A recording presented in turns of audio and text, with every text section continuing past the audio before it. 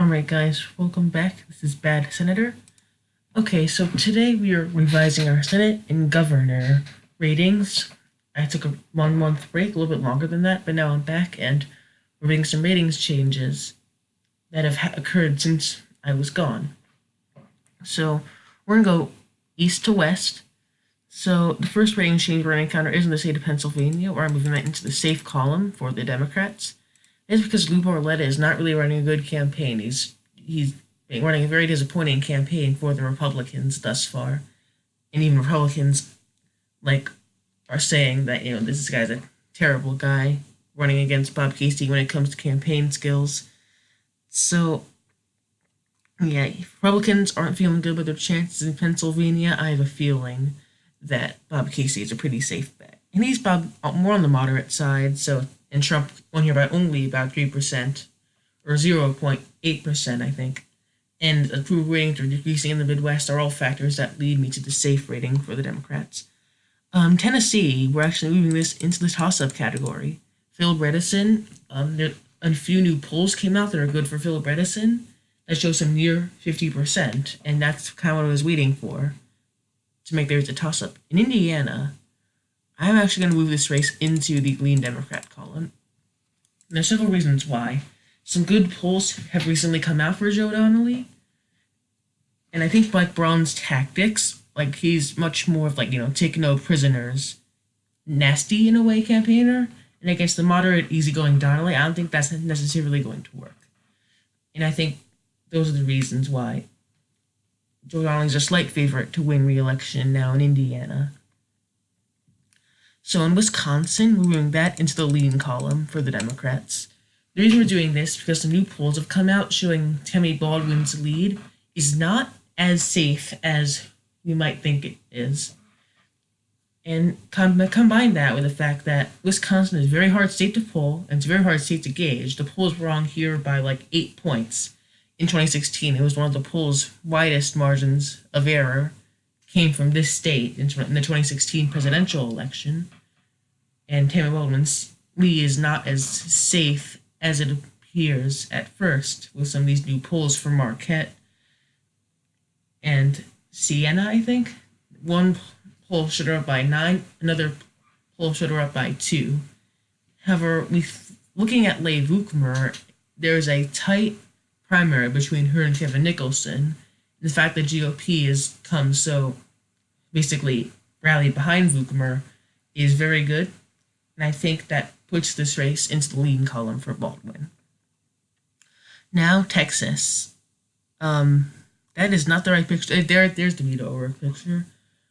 We're moving this into the lean column for the Republicans.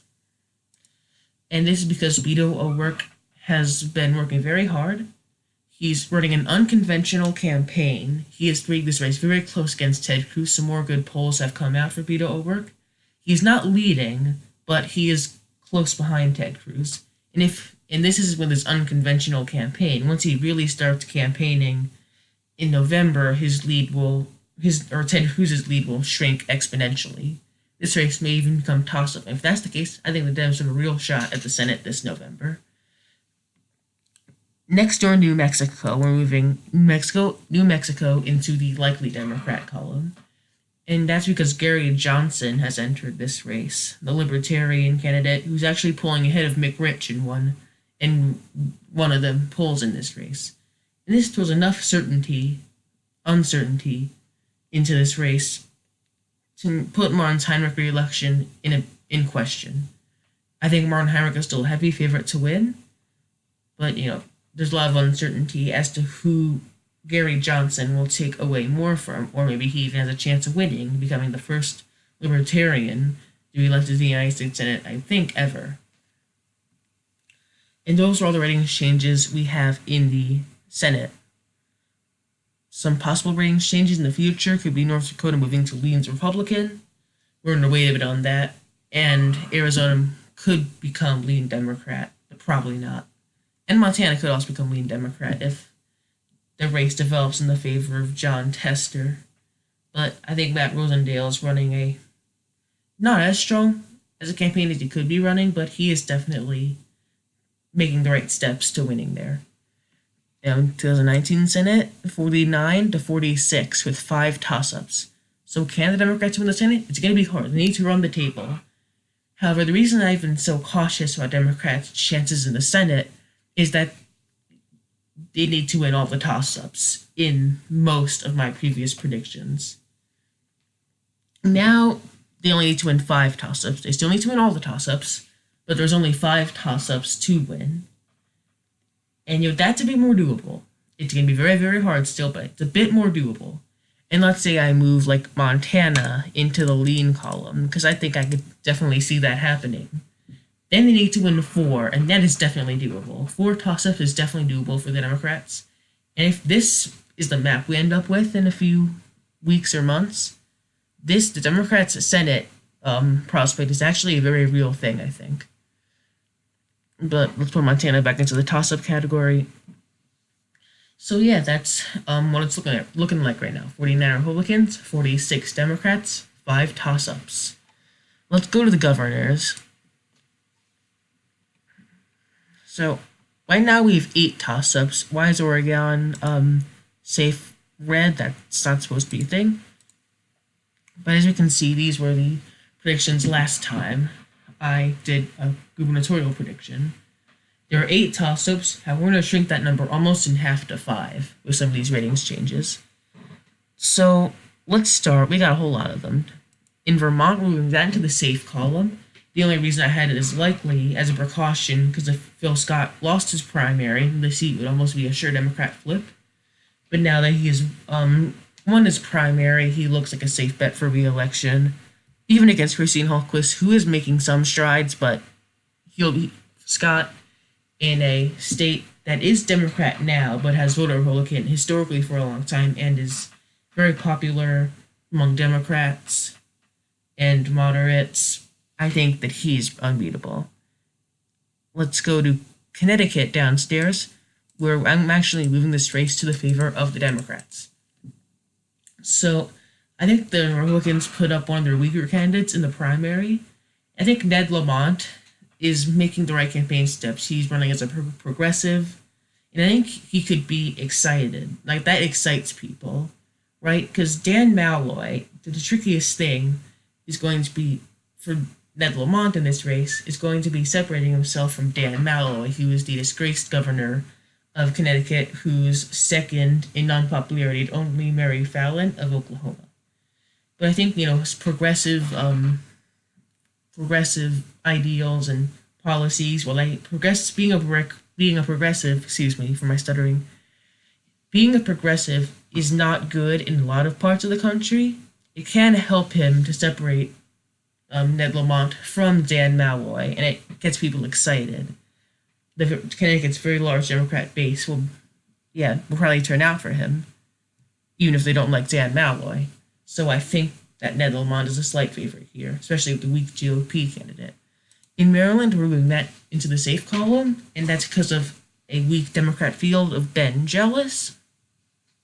And Larry Hogan approaches 50% in the poll, and its approval ratings continue to be sky high.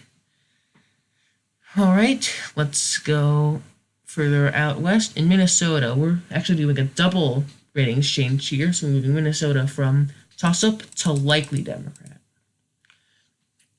Tim Pawlenty, the reason this was a toss-up in the first place was Tim Pawlenty's entrance into this race. Remember, Pawlenty was a former governor in the state who was able to win election and re-election, albeit with a plurality of votes. But people thought he had a chance, and a lot of the experts and me thought he had a chance, but he lost his primary now, and the Democrats got the candidate they wanted, Tim Walz, who could really appeal to rural Minnesota. Like, he is from a rural Minnesotan district that Trump won by almost 17 points. So I think that because of that, Minnesota is now a likely state, just based on the primary results. Let's go over to Kansas now.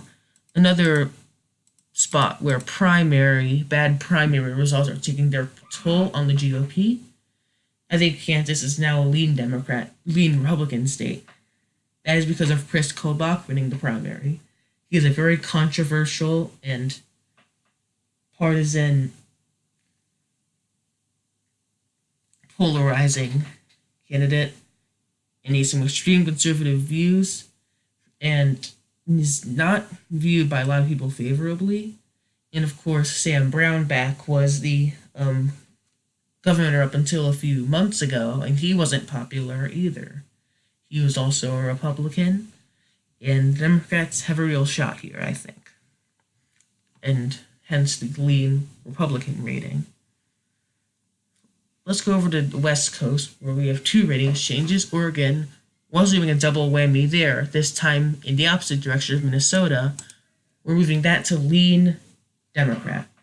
Some good polls will come out for the Republican in this race, Newt Bueller. He's also socially liberal, and it's a good fit for this stakes. Like, Democrat voters who are scared of, like, oh, I'm not going to have control over my own body, my choice.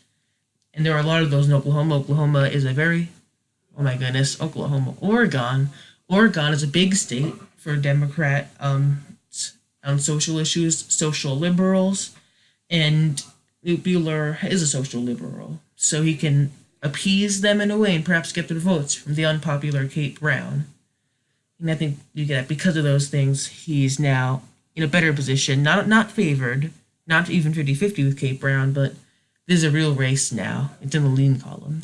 Finally, Alaska, we're moving that into the leans Republican column. That is because I think the two candidates, Mark Begich and Bill Walker, will split the Democrat vote. That creates an opening for the state Senator Mike Dunleavy. So this is what it's looking like right now.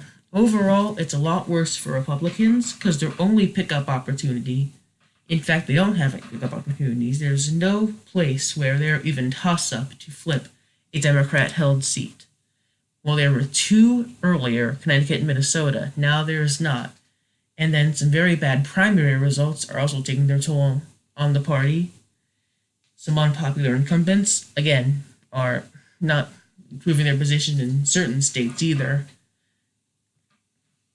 And good Democrat candidates, those are some pretty big reasons for the GOP's not improved position in the governor's races.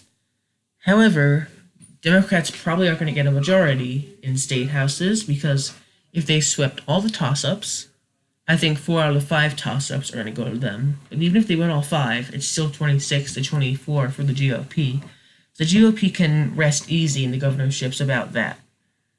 In 2019 governors by party, this is what we have. As you notice, in some states that have very gerrymandered congressional districts, like Michigan and Pennsylvania and North Carolina, and some toss-up states, also gerrymandered districts, to an extent Wisconsin, Ohio, we have Democrats having a shot there. And if Democrats can win some of these key races, you could see a lot more favorable map for the Democrats in the House in 2022, because in most of these states, Democrats have the power to reject or accept certain maps for congressional districts proposed by the state legislature. Thanks for watching this video. See you soon. Bye.